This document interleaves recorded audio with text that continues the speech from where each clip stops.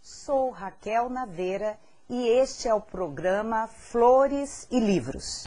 Começamos hoje com a linguagem das flores, lembrando do copo de leite. Essa flor que é um misto de erotismo e pureza. E lendo o poema de minha autoria, intitulado Copo de Leite. Sempre gostei de leite no copo e de copo de leite. Uma flor quase lírio, em forma de copo branco, como se guardasse leite, ou algum pó lácteo compacto de que é feito um caminho de estrelas. No copo de leite há um talo amarelo, pistilo cheio de luz e arrojo. Nos sonhos das virgens há altares cobertos de renda, vasos compridos, cheios de copos de leite.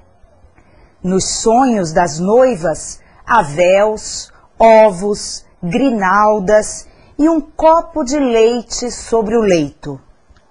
Sempre gostei de leite no copo e de copo de leite, com o deleite que dão as coisas quentes, brancas, cheias de espuma, com nuvens de leite.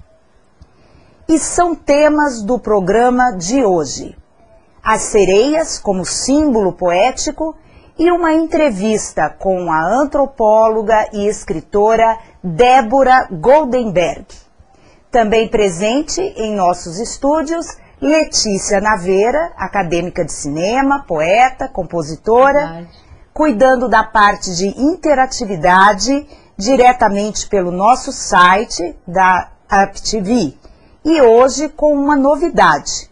A primeira pessoa que enviar um e-mail com seu endereço de correspondência para o nosso programa ganhará este livro, A Terapia em Sala de Aula, dos professores Luciara Avelino e Sérgio Campos. Mande logo o seu e-mail. E o nosso tema é sereias. As sereias são monstros do mar com cabeça e tronco de mulher e o resto do corpo igual ao de um pássaro ou, segundo lendas posteriores de origem nórdica, de um peixe. Elas seduziam os navegadores pela beleza de seu rosto e pela melodia suave de seu canto, para em seguida arrastá-los para o mar e devorá-los. Ulisses teve de amarrar-se ao mastro de seu navio para não ceder à sedução do seu chamado. As sereias representam os perigos da navegação e a própria morte. Se compararmos a vida a uma viagem, a uma navegação, as sereias aparecem como emboscadas, oriundas dos desejos e das paixões. Como as sereias vêm dos elementos indeterminados do ar e do mar, vê-se nelas criações do inconsciente, sonhos fascinantes, aterrorizantes, nos quais se esboçam as pulsões obscuras, primitivas do homem. Elas simbolizam a autodestruição causada pelo desejo, ao qual uma imaginação pervertida apresenta apenas como sonho insensato, ao invés de um objeto real e de uma ação realizável. É preciso, como fez Ulisses, agarrar-se à dura realidade do mastro, que está no centro mesmo do nosso espírito, do navio, é o nosso eixo vital, para fugir assim das ilusões da paixão.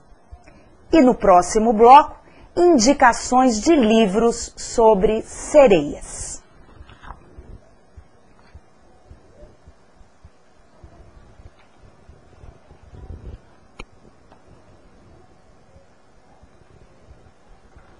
O primeiro livro que vamos indicar é A Odisseia, de Homero, tradução de Rodolfo Eduardo Crestan, edições Loyola, de 1994.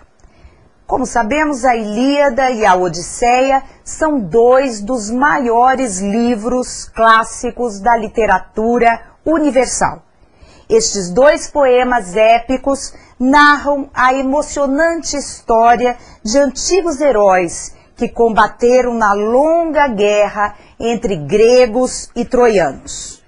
Homero escreveu os poemas há cerca de 3.000 anos e pelo menos 4 séculos depois da Guerra de Troia. Esta edição foi especialmente adaptada para que as crianças possam ler as excitantes aventuras do herói grego Ulisses durante sua viagem marítima de retorno ao seu lar, a ilha de Ítaca, depois da Guerra de Troia. Trata-se de uma jornada perigosa, repleta de emboscadas mortais, entre elas o encontro de Ulisses com as sereias. Uma vez em casa, Ulisses é imediatamente reconhecido, os rivais estão tentando tomar posse do seu reino, do seu palácio e de Penélope, sua esposa. Uma grande disputa deve ser travada antes que Ulisses reconquiste o seu lugar de rei que lhe cabe por direito. E daqui nós escolhemos um trecho.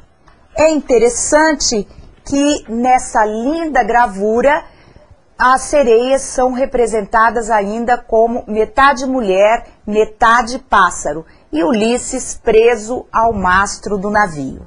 No trecho que escolhemos, diz assim: Ele lhes explicou o perigo das sereias. Se um de vocês ouvir o cântico das sereias, todos estaremos perdidos. Eu lhes darei cera para que tampem os ouvidos. E depois é preciso que vocês me amarrem ao mastro. Se me virem tentando desvencilhar-me das cordas, apertem ainda mais os nós que me prendem. Os homens taparam os ouvidos com cera, e Ulisses foi amarrado seguramente ao mastro quando se aproximaram da ilha. As sereias viram a embarcação que se aproximava e começaram a cantar. Venha, Ulisses, ouça nossa canção, detenha o barco, venha até nós, nenhum mal lhe acontecerá. Sabemos da sua bravura em Troia e também o que o futuro lhe reserva. A magia da canção logo se fez sentir. Ulisses ficou encantado pelas vozes das sereias. Naquele instante, tudo o que ele queria era parar o navio e passar o resto dos seus dias ouvindo o seu cântico. Ordenou que seus homens o soltassem do mastro, mas lhes se lembraram das recomendações que lhes fizera antes. Perínides e Euríloco apertaram ainda mais os nós das cordas, e assim conseguiram remar para longe da ilha. Depois que as vozes das sereias sumiram na distância, olharam para trás e viram os esqueletos de muitos dos marinheiros que tinham sucumbido à tentação, aproximando-se das rochas perigosas. A praia estava coalhada de esqueletos e de restos de embarcações. O segundo livro é este, Que Vi, Mirim, de Brígido Ibáñez, ilustrações de Márcia Slager, edição independente. Brígido Ibáñez, meu conterrâneo, nasceu em Bela Vista, do Paraguai, em 1947. Ali cursou o primário, absorvendo profundamente a cultura guarani e a raça dos seus antepassados. Em Bela Vista, já do lado do Brasil, Mato Grosso do Sul, ele aprendeu a língua portuguesa. Morou ainda em São Paulo, em Minas Gerais e reside atualmente em Mato Grosso do Sul, na cidade de Sidrolândia. Em 1986, ele lançou um livro polêmico, Selvino Jacques, O Último dos Bandoleiros, Por determinação judicial, a pedido da família, essa obra foi apreendida. Lançou ainda Xeru, o Pequeno Brasiguaio, onde registra os costumes e os entreveros peculiares das fronteiras entre o Brasil e o Paraguai.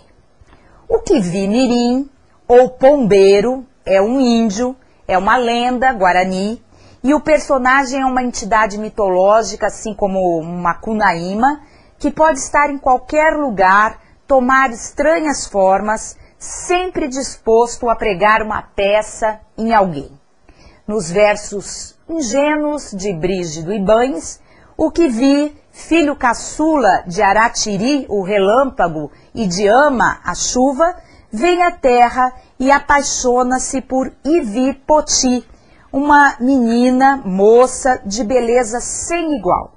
E para protegê-la, ele se transforma nos mais variados personagens. E é aí que aparece a sereia, numa linda ilustração da sereia em bonito na gruta do Lago Azul. E os versos de Brígido Ibáñez registram assim: na gruta do Lago Azul encontra a bela Piragui, guardiã das grutas encantadas, dona de peixes e lambaris. O autor revela neste livro um profundo conhecimento sobre a flora, a fauna, o que a natureza tem de belo a oferecer às pessoas de sensibilidade artística e humana. E o terceiro livro que nós vamos indicar é este, Ressurgência e Camiaba, de Débora Goldenberg, editora Demônio Negro. Débora Goldenberg é paulistana, formada em antropologia pela London School, atua na área de desenvolvimento sustentável e é escritora. Neste livro aparecem as sereias e camiabas, que são habitantes do rio Tocantins. Elas optaram, segundo Débora, por abolir o risco do amor e abraçar uma vida de harmonia perene. O livro é baseado em lendas amazônicas e a novela remete ao romance da sereia que anda com o escravo fugitivo Oxum, em uma trama que aborda temas universais, como amor, preconceito e identidade. Um livro cheio de compaixão e com uma filosofia de esperança. Nós escolhemos para leitura um trecho do livro que diz assim: no fundo do rio, a maior surpresa de Yara foi se deparar com outro céu, o céu espelhado do fundo do rio. Nesta época, Yara não nadava com a mesma facilidade que adquiriu após surgirem suas escamas. Os cabelos soltos impunham resistência e o esforço necessário para avançar nas águas era grande. Seus olhos verdes ardiam para enxergar através das águas. Foi um maravilhamento de conhecer aquilo tudo ao lado de sua bisavó que a fez prosseguir. Na volta para a margem, não foram precisas palavras. Somente um olhar de cumplicidade entre as duas a fez entender o motivo daquela revelação.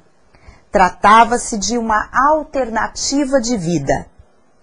Isso tudo já faz muitas marés e faz outras tantas que as icamiabas vivem em seu universo submerso, felizes. E no próximo bloco, uma entrevista com a autora de Ressurgência e Camiaba.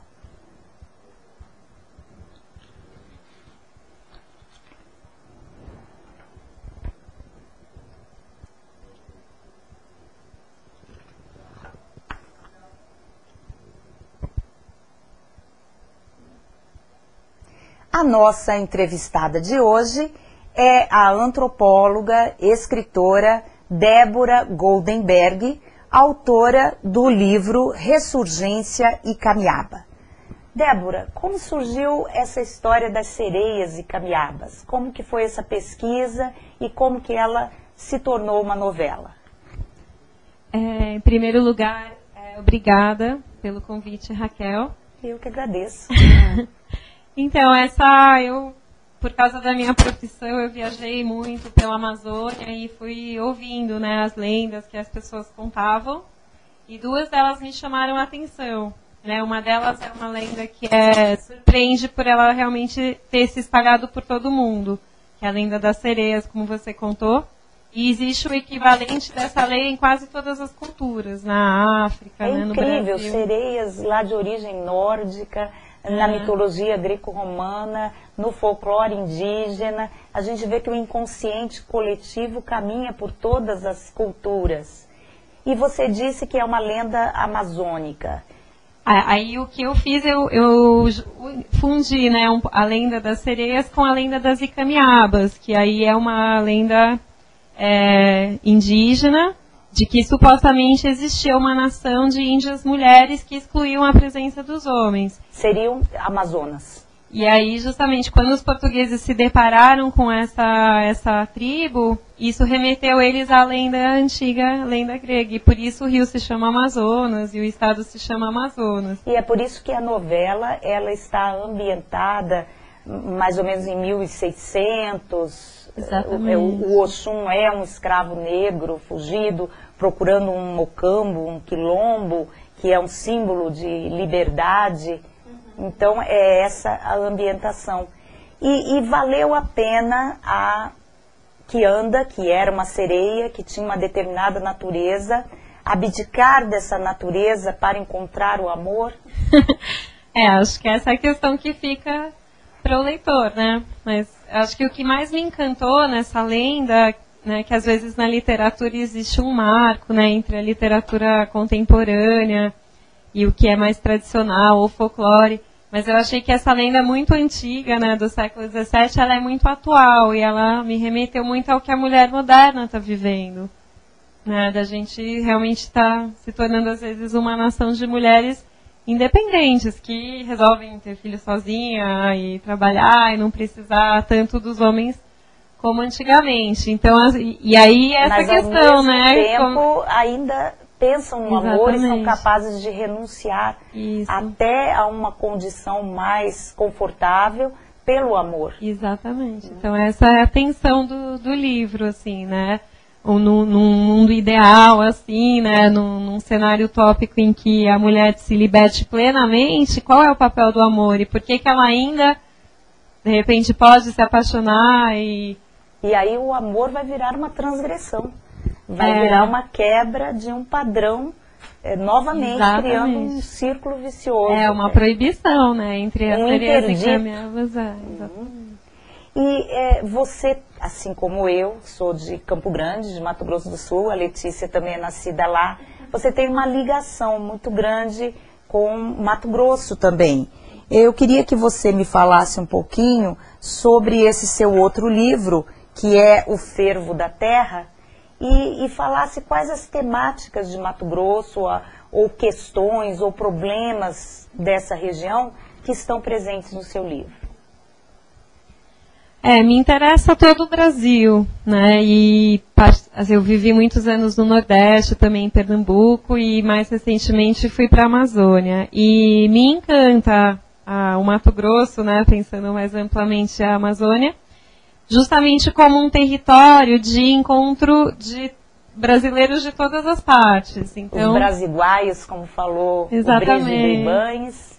Pois é, uma interação muito grande. Então, por exemplo, uma coisa que me surpreendeu muito, que está aí no livro, é o quanto que há de gaúchos, né, nos estados do norte. Então, assim, tem cidades que você nem acredita, assim, né, que tem CTGs e todo mundo é loiro de olhos azuis. Então, aquela coisa, assim, que contrasta com a expectativa de que fosse uma população mais cabocla e indígena. Eles são muito fortes com a identidade deles, eles levam a todos os lugares que eles vão. Muito, parece que fica até mais arraigado, né? Que acho que Então isso me fascina, né? Eu sempre digo assim, as pessoas às vezes perguntam, por que você sempre escreve sobre índios ou sobre quilombolas? E eu acho que é porque o encontro de culturas, para mim, ele é um território muito criativo, porque eu acho que nesse encontro, assim como também entre as pessoas, né, mas nas diferenças, tudo fica mais nítido, né? Quando você se vê ao lado de uma pessoa muito diferente, as suas características ficam ressaltadas, a do outro também. Então eu acho que esse encontro proporciona muita inspiração literária para mim. Letícia, perguntas dos nossos internautas? Chegou uma pergunta do Nicolau Kitzmann. O que sua experiência na antropologia e no coração influenciou no livro? Na antropologia e no coração? Eu acho que da antropologia vem esse fascínio pelas culturas indígenas e as culturas tradicionais, o respeito que se perde, assim, né? E o amor, acho que ele perpassa tudo, né? Acho que é assim, para todo mundo é sempre uma busca, e quando a gente encontra, é um trabalho assim de todo dia estar mantendo ele aceso. Olha, tem uma outra pergunta aqui do Paulo, de Guarulhos, que ele perguntou qual que é, na sua opinião, assim, qual é o maior escritor brasileiro, na sua opinião? Não é uma influência sua, né? Então, eu gosto muito do Guimarães Rosa. Aí é engraçado porque o Fervo da Terra, ele é escrito em linguagem cabocla, mas eu não havia lido Guimarães Rosa na época que eu escrevi. Então, para mim, assim, foi muito especial quando eu me deparei com Guimarães Rosa, de até uma confirmação, assim, de que é bacana, né, a gente se dá essa liberdade de não seguir o português norma culta. Sim. É uma vertente, né, de escritores que talvez tenham um pouco mais de fascínio, assim, pela realidade, pelo diálogo, pela vida, do que especificamente e o trabalho com a linguagem, realmente. O trabalho com a linguagem, partindo do que é rígido, né, do que às vezes nos prende um pouco, né?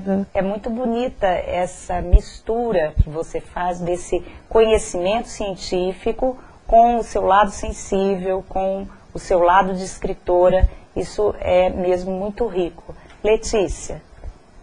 Aqui até um assunto já recorrente no programa, o Miguel de Cuiabá, eu achei conterrâneo também, né? Então, porque as crianças, na sua opinião, leem tão pouco, falta de incentivo, problemas na educação. Esse é um assunto bem recorrente no programa. E qual que é a sua opinião sobre esse assunto? Eu acho que no caso do Brasil, né, o déficit educacional mesmo, né, ainda tem um longo percurso, assim, para tanto a alfabetização plena das pessoas, porque até muitas pessoas que são dadas como alfabetizadas, às vezes não leem ou escrevem bem o suficiente para ler um livro, né? E a partir disso, a educação, né? Mas principalmente eu acho que ainda é o déficit de alfabetização plena. Débora, essa editora Carline Caniato, que publicou O Fervo da Terra, eu estou vendo aqui, ela é lá de Cuiabá. Eu queria que você falasse um pouquinho sobre se você foi a Cuiabá lançar esse livro, como que foi esse contato?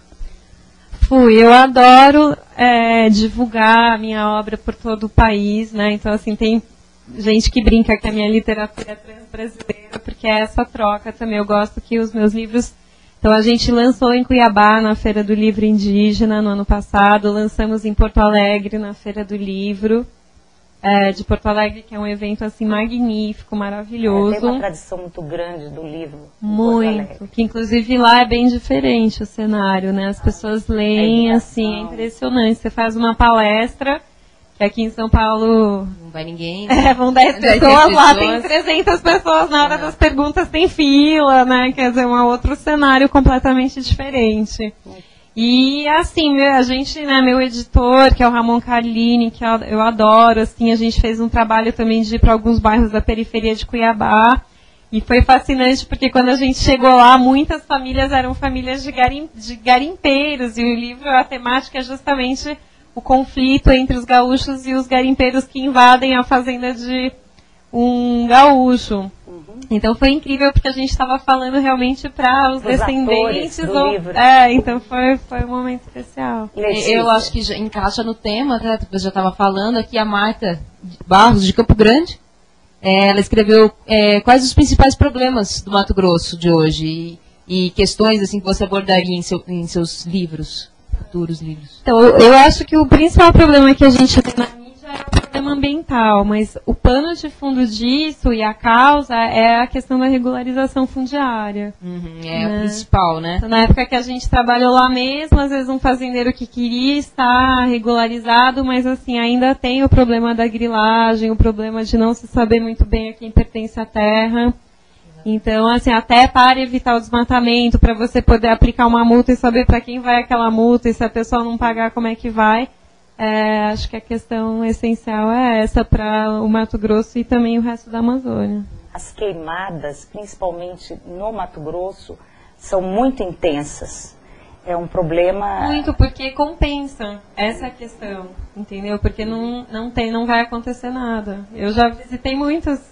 Assim, não chegava nem a ser grandes latifundiários, nada. Às vezes, pequenos produtores, que para eles compensava. O risco de ser multado é muito pouco, de ter alguma punição. Então, para eles é mais fácil arriscar e vender a produção do que evitar. Eu queria dizer que nós estamos recebendo e-mails de Cuiabá, de Campo Grande. Bacana.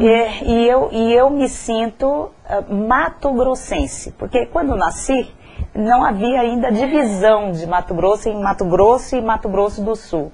Então, de uma forma geral, eu sou mato-grossense.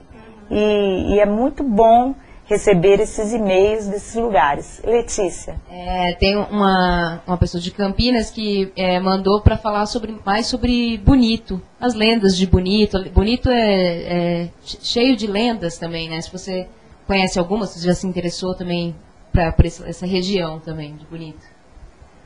Então, eu não conheço a região do Pantanal, mas eu acompanho, né? Eu sei que talvez a Raquel... Bonito é lindo. Aliás, em Bonito tem todas as gradações de beleza. É bonito, é lindo, é formoso, é majestoso, é espetacular. São cachoeiras, são grutas azuis, límpidas, peixes que nadam em rios de prata.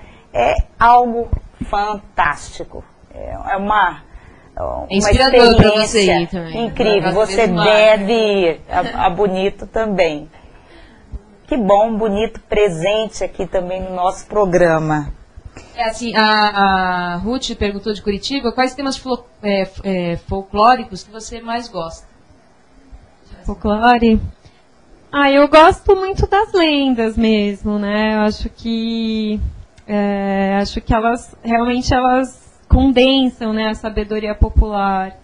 E eu gosto mesmo, assim, de coisas que não chegam nem a ser folclore, mas, por exemplo, só ouvir, às vezes, né, os caboclos conversarem, as pessoas nas zonas rurais, assim, a própria forma de falar é encantador. Acho que o Fervo da Terra tem muito disso. Às vezes é uma coisa que é dita, uma coisa assim, já dita, mas a forma como é dita, pra mim, assim, nossa, sabe quando... Nossa, você fica assim, você vê as coisas de uma outra forma. Faça um resumo do Fervo da Terra, assim, conta a história pra gente. A história é essa, é um gaúcho que vai para o Mato Grosso com o sonho agrícola, né, de plantar arroz e soja e tal, e é assentado em terras que eram originalmente indígenas. E o livro é narrado por um índio, por isso que ele tem essa linguagem cabocla, que é um observador, né? Desde ele estava ali, vieram os gaúchos, ele na verdade acabou ficando órfão e foi adotado pela família de gaúchos e cresceu para ser o capataz da fazenda. E na década de 90 essa fazenda é invadida por garimpeiros, atrás de ouro. Então você tem esses três sonhos, né? O sonho do índio, que enfim já se perdeu desde o início, que era continuar com a vida dele. O sonho do gaúcho. E esse sonho pungente do garimpeiro de enricar e ficar, né, e achar ouro e tal. E aí tem um grande conflito, tanto que a palavra fervo, ela é um regionalismo gaúcho, ela significa conflito, certo, disputa. Mas não conte o final. Não, porque a Débora, ela é mestra em fazer finais surpreendentes, tanto no Ressurgência e Caniaba, quanto no Fervo da Terra. Letícia, por favor. Então, a Tarsila, ela escreveu: Débora, soube que você esteve na região dos Tapajós, pois está envolvida num projeto sobre a memória da cabanagem. Você recolheu algum material para uma ficção de lá? Recolhi. Acabei de chegar, na verdade, de Santarém. A gente foi num projeto multimídia, fomos com cineasta, né? Você que está estudando cinema, com cineasta, fotógrafos, jornalistas, ilustradores, para resgatar a vivência de uma revolução popular que aconteceu no século XIX, chamada cabanagem, que é tida como a maior revolução popular que já aconteceu na história do Brasil, porque foi a única que se materializou com a tomada do poder, né? A tomada de Belém durante um ano. Os rebeldes, que eram índios, negros, mamelucos, mestiços, eles tomaram o poder e ficaram um ano no poder. E aí, após o movimento ter sido brutalmente repreendido, eles se espalharam pelos rios amazônicos, incluindo o Tapajós, um movimento de resistência. Então, eu participei dessa caravana, né, como escritora, e eu já estou, na verdade, escrevendo um romance. E isso é muito bom, porque a gente fica muito pensando só em Confidência Mineira, quando a gente fala em separação de Portugal, em luta pela independência. Certo que a Inconfidência Mineira foi um grande marco, mas a gente esquece de todas as outras, as farroupilhas, cabanagem e outras que aconteceram também com seus heróis, com seus mártires e com esse sonho de independência. Exatamente, a ideia é resgatar, e o interessante é a gente chegando lá no Pará, que até a gente do Sul, né, a gente já foi sabendo que a gente não sabia muito, mas mesmo lá as pessoas não sabiam muito. Então, assim, é uma revolução que ficou um pouco esquecida, apesar de que existe. O Márcio Souza, que é um grande escritor amazônico, escreveu um livro sobre a fase da cabanagem da tomada de Belém, né? Mas essa história de uma resistência de diversos anos, né? Que envolveu todas as comunidades ribeirinhas, 3 grupos étnicos indígenas, etc., ela é praticamente esquecida. Então, eu espero também E esse romance já tem título? Ai, não tem título. Eu tenho uma lista, assim, na primeira página, toda vez que eu tenho ideia de um título, eu ponho. Já tenho uns 12, assim, mas já tenho um enredo, já tenho um personagem principal. Então, assim, tá naquela fase borbulhante. Sei, tá no esqueleto. Tá no esqueleto. A Raquel de Queiroz dizia, escrever é muito fácil, a gente faz um esqueleto e aí vai recheando as partes, coisa simples. Muito simples. Eu chamo arquitetura, eu gosto muito do Milton Ratum, que é arquiteto, né? Acho interessante, assim.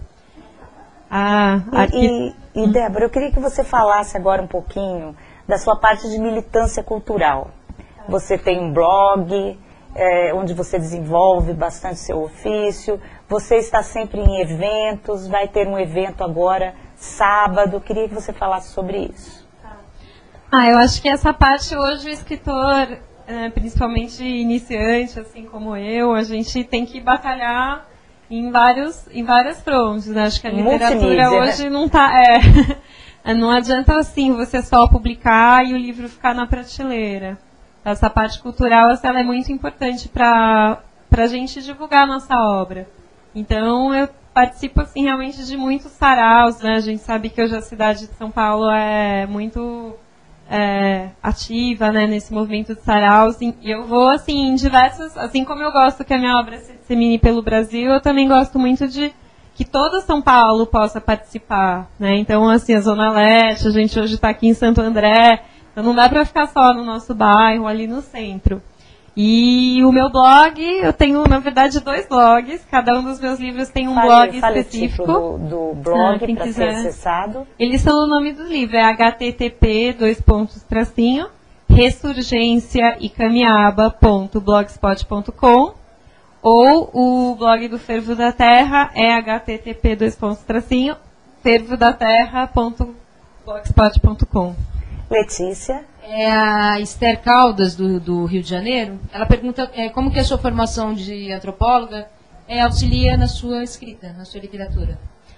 Olha, eu não sei se auxilia muito. Eu acho que auxilia em termos a temática, né? Porque, assim, como eu disse para vocês, assim, essa sensibilidade ao outro, interesse pelo outro, é uma coisa, assim, que realmente me inspira muito. Mas, ao mesmo tempo, eu venho trabalhando para fugir um pouco de ser muito sociológica, né? Que inclusive hoje no mundo literário, pelo menos paulistano, isso é visto como quase uma lepra. né? Então você às vezes formular teorias ou usar palavras que são sociológicas e às vezes tem até uma rejeição, né? Tem uma grande atração e uma rejeição. Muitas pessoas me falam, mas por que você não escreve um romance urbano? Por que você não escreve um romance intimista sobre relacionamentos e traição e sexo? E eu também penso nisso, assim, acho que hoje que eu estou um pouco mais envolvida com a literatura, eu também estou me colocando um pouco esse desafio. E eu estou trabalhando no outro... ciclos de vida. Exatamente. Eu sinto que no fechamento desse ciclo haverá um momento de um outro tipo de temática. Débora, e especificamente o que vai acontecer no sábado, 17 de julho, na Casa das Rosas, o sarau no qual você vai participar, gostaria que você falasse. Tá. Então, é o Sarau da Casa, que é o principal sarau da Casa das Rosas, que acontece mensalmente. E eles sempre convidam um autor já bem estabelecido e um autor iniciante. E aí eu vou me apresentar junto com o Michel Sleiman, que é professor de literatura árabe andaluza, e é um poeta também já bem reconhecido, também com inspiração árabe, e uma arpista, que vai participar também trazendo música. Bem fronteira do Paraguai, harpa, música. Exatamente. Então, assim, eu fico super feliz. Vai ser sábado, às 20 horas, na Casa das Rosas, que é na Avenida Paulista 37. E eu fico muito feliz porque a Casa das Rosas é quase um lar literário para mim, porque na medida em que eu tinha uma outra profissão, quando eu comecei a buscar, assim, né, elementos para começar a escrever, há 4 anos atrás eu fiz o meu primeiro curso de poesia lá com o Cláudio Daniel. E foi lá que nós nos conhecemos. Foi lá que nós conhecemos. Eu sou curadora também hoje da Casa das Rosas. Tem um evento anual, que é o Sarau das Poéticas Indígenas, e que a gente traz índios, escritores de todo o Brasil, já vieram. Quem sabe tem a oportunidade de trazer o Brígido Ibanes numa oportunidade. Nossa, vamos com conversar certeza, sobre achei isso. Bem interessante. Letícia? Não.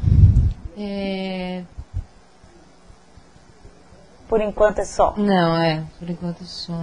Então, eu queria que você falasse, para encerrar, sobre o projeto cultural Global Voices. O que seria isso?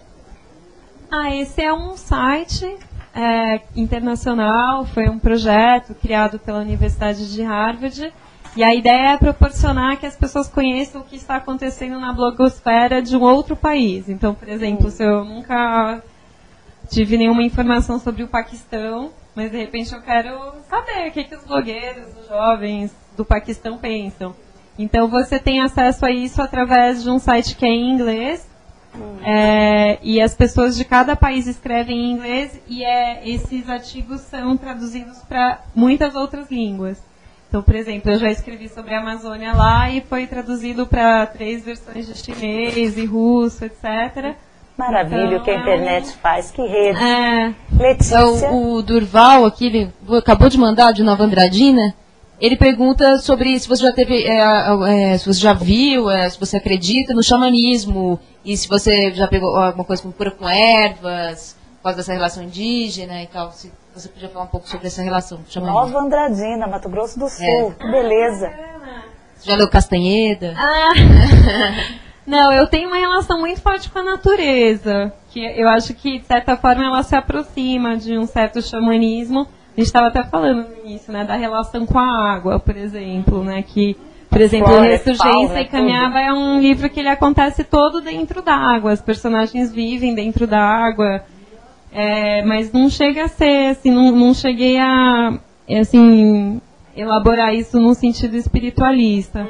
Mas eu convivo com muitas pessoas que estão seguindo esse caminho, né? É o sentido da natureza mesmo, com seus mistérios, e para ser decifrada, para ser fluida. Eu acho que o xamanismo não é tanto dos indígenas daqui, né? Dessa região, mais para a região americana, né? Já o xamanismo é mais forte, né? A religião dos índios aqui não chega a ser xamânica.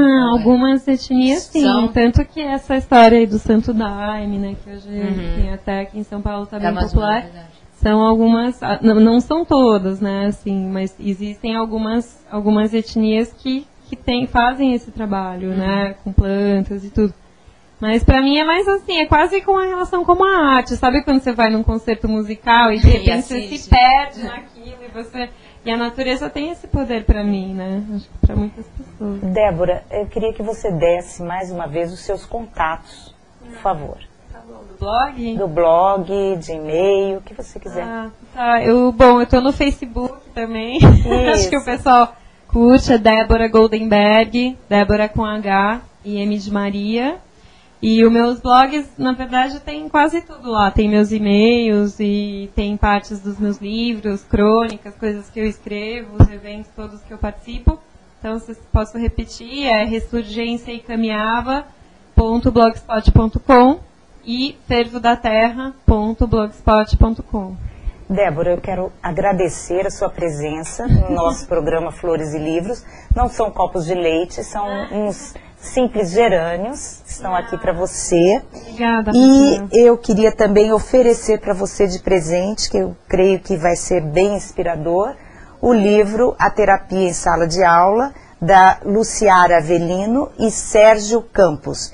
É um livro que mostra como a ciência da psicossociopatologia pode auxiliar na prática a enfrentar os desafios da profissão de educador.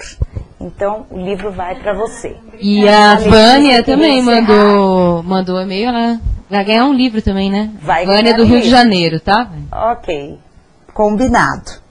Então, agora vamos aos recados, às notícias e aos lembretes.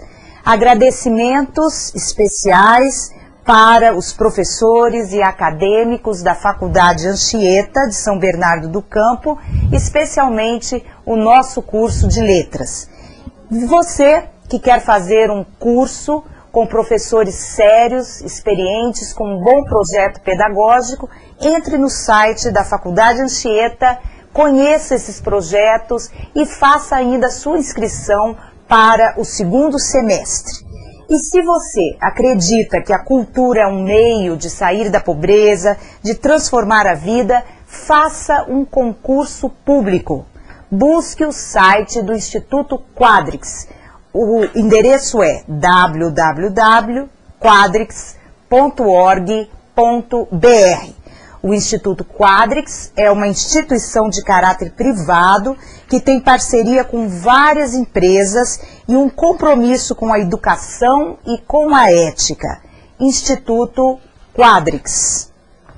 Amanhã, 17 de julho, confirmando, 20 horas, você não pode perder o sarau da Casa das Rosas, onde serão entrevistados os escritores Débora Goldenberg e Michel Sleiman, poeta e especialista em poesia árabe andaluza, com a presença da arpista Soledad Yaya, na Avenida Paulista 37.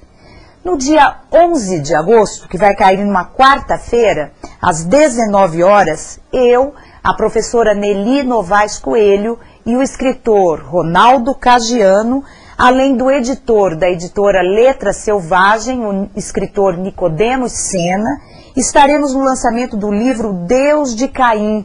É um romance do cuiabano Ricardo Guilherme Dique, já falecido. Vai acontecer na Casa das Rosas e nós faremos uma explanação sobre o livro, que é surpreendente, de uma linguagem incrível. Faremos um debate sobre Deus de Caim. Não percam. E quero noticiar também o projeto Parcerias A Voz da Poesia. São poetas e compositores parceiros que se encontram num bate-papo, meia hora, sobre poesia e música. Em seguida, um show com poemas musicados. Neste sábado, às 18h30, vai acontecer um encontro entre Tom Canhoto e o poeta Celso de Alencar. E no dia 31 de julho, o músico Reinaldo Bessa e o poeta Edson Cruz. Vai acontecer lá na Biblioteca Alceu Amoroso Lima, na Avenida Henrique Schaumann, 777, em Pinheiros. E você que deseja fazer um contato comigo para palestras em escolas, palestras em empresas, cursos, oficinas, entre em contato pelo e-mail raquelnaveira@oi.com.br. e pelos telefones 3569-5236 ou 7592-4351. E colocamos que o nosso site, o raquelnaveira.com.br, está em construção e logo nós vamos noticiar o lançamento do nosso site. E para encerrar o programa de hoje, nós vamos ler um poema de minha autoria, que está nesse livro, que se chama Casa de Tecla, e é um poema que se chama Canto de Sereia. Vem, meu Ulisses, detém teu barco, sou sereia sedutora, sirena suave que atrai para o abismo. Vem, meu navegante, para minha caverna, minha gruta secreta onde te devoro e te encanto. Vem, meu bravo, venceste Troia com tua astúcia. Descansa em minha ilha, entre penhascos negros e precipícios de espumas. Vem, sou sereia, cauda de peixe, toda vulva, estranho molusco que te descarna e te sepulta nos baixios do mar. E por hoje é só, um grande abraço e até o nosso próximo programa.